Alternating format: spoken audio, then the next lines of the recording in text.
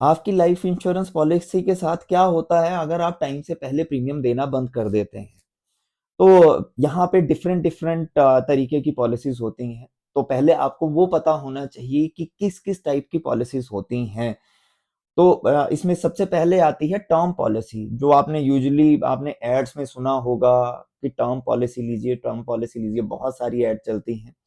तो term policy जो है वो बेसिकली प्योर इंश्योरेंस है। जैसे आप एक गाड़ी की इंश्योरेंस करते हैं, 10 लाख की गाड़ी है, आप 30 या 40 हजार या 20 हजार रुपए देते हैं उसको सिक्योर करने के लिए, कि ताकि कोई एक्सीडेंट होता है तो आपकी फाइनेंशियल लॉस आपका नहीं हो। तो वैसे ही टर्म इंश्योरेंस आपकी लाइफ को कवर करती है।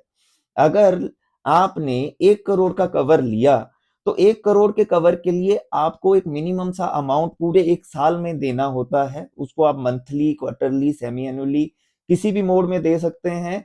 उससे क्या होगा कि अगर आप रेगुलर पे करते रहते हैं तो आपको एक फाइनेंशियल सिक्योरिटी मिलती है। Financial security in terms of अगर आप नहीं हैं, तो ये टर्म प्लान है। अब टर्म प्लान में भी वेरिएंट डिफरेंट डिफरेंट आ चुके हैं, तो उसके बारे में हम बात करेंगे बाद में अगली वीडियोस में। नेक्स्ट जो टर्म जो पॉलिसीज होती हैं वो होती हैं ट्रेड पॉलिसीज, या अगर दूसरी भाषा में बात करें एंडोमेंट पॉलिसीज। तो आज की डेट में दो तरीके की एंडोमेंट पॉलिसीज होती हैं। एक होती है पार्टिसिपेटिंग और एक होती है नॉन पार्टिसिपेटिंग।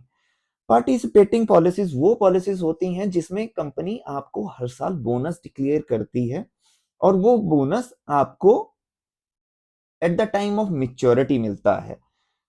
तो आपका जो बोनस है वो आपकी पॉलिसी की रिटर्न डिसाइड करता है। तो यहाँ पे आपको क्या क्या मिल रहा है? लाइफ इंश्योरेंस भी मिलेगा आपको, यानी जितना आपने पे किया है, लेट्स से आप 1 लाख रुपए पे कर रहे हैं 1 साल का, तो आपको 11 टाइम्स आपका इंश्योरेंस कवर भी मिलेगा। यानी 11 लाख रुपए आप इंश्योरेंस कवर लेंगे उसमें।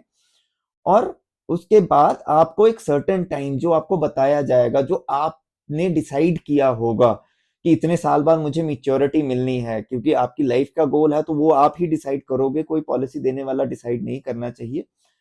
तो एक टाइम के बाद कितना आपको पैसा मिलना है वो आपको वहां पे डिसाइड होगा बोनस के बेसिस पे। दूसरी होती है जो नॉन पार्टिसिपेटिंग होती है, उसमें कंपनी पहले ही आपको बता देगी कि सर हम आपसे इतने साल से पैसा लेंगे, इतने टाइम के लिए पैसा लेंगे, और इतने टाइम के बाद हम आपको इतना पैसा देंगे, जिसमें बोनस का कोई रोल नहीं है।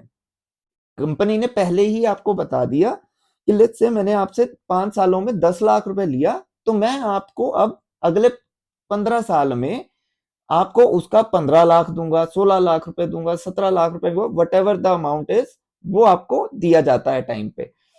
और उसके बाद आ जाती है यूलिप पॉलिसीज। अब हम बात करते हैं म्यूचुअल फंड। म्यूचुअल फंड में का एक दूसरा, जो अगर मैं इंश्योरेंस की भाषा में बात करूं तो यूलिप पॉलिसीज होती है, यूनिट लिंक्ड इन्वेस्टमेंट प्लान्स। तो वो पॉलिसीज, आपका पैसा जो है वो शेयर मार्केट में इन्वेस्ट किया जाएगा फंड मैनेजर्स के द्वारा, आपके द्वारा नहीं।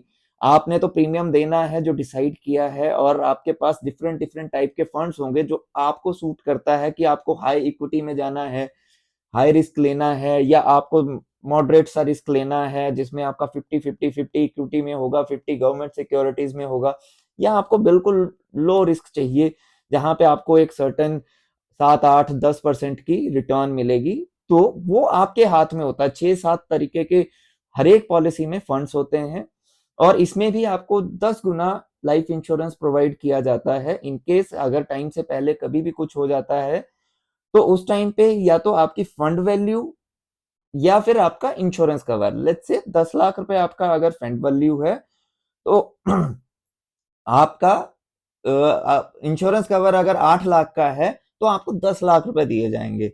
सेम अगर उल्टा कर दें, इसमें अगर आपका 8 लाख रुपए वैल्यू है और आपका इंश्योरेंस कवर 10 लाख रुपए का है, तो आपको 10 लाख रुपए दिया जाएगा।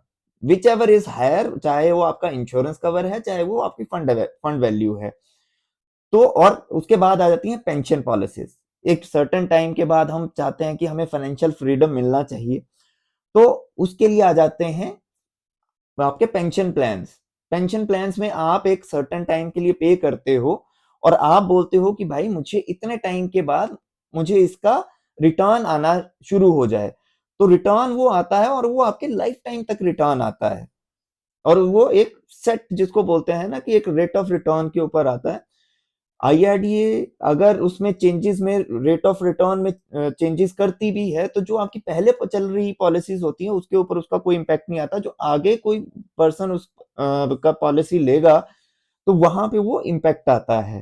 तो अगर आपने लेट्स से आज रेट ऑफ रिटर्न में कोई चेंज हुआ, अगर किसी ने पिछले दिन कोई पॉलिसी लिया है, तो जो उसको रेट ऑफ रिटर्न है वो वही वाला मिलेगा जो उसको कल बताया गया था, ना कि आगे वाला जो आज डिक्लेयर किया है आईआरडीए ने कि आप इससे ज्यादा नहीं दे सकते हैं। तो वो आपको रेट ऑफ रिटर्न वहां पे अप्लाई नहीं होगा आपकी पॉलिसी पर। अगर आप दूसरे दिन ले रहे हैं तो वो वाला आपका रेट ऑफ रिटर्न अप्लाई होता है। जबकि एफडीज में ये होता है कि जैसे आरबीआई अपना शुरू करती है रेट ऑफ रिटर्न, तो वो आपके जो है न्यू और ओल्ड सारी उसके ऊपर आपका अप्लाई हो जाता है। ठीक है, तो और उसके बाद आ जाते हैं चाइल्ड प्लान्स। अगर आपका बच्चा अभी 2 या 3 साल का है या अभी न्यू बॉर्न बेबी हुआ है और आप बोलते हैं कि भाई मुझे अपने बच्चे के लिए सेविंग करना है, तो उसके लिए आ जाते हैं चाइल्ड प्लान्स। तो बेसिकली ये 4 से 5 तरीके के पॉलिसीज होते हैं।